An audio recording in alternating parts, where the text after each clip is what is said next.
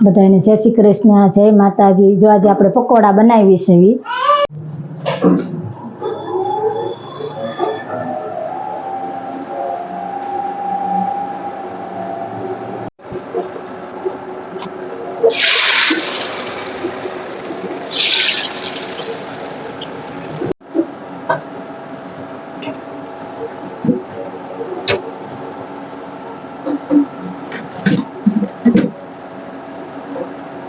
આપણે પકોડા તૈયાર થઈ ગયા છે। સાથે સાથે જો બટેટાનું શાક પણ બનાવ્યું છે, ફરાળી બટેટા બનાવ્યા છે, રોટલી બનાવી છે, ફરાળી સેવડો છે, સિંગ પણ બાફી છે, ઠંડી છાશ પણ છે।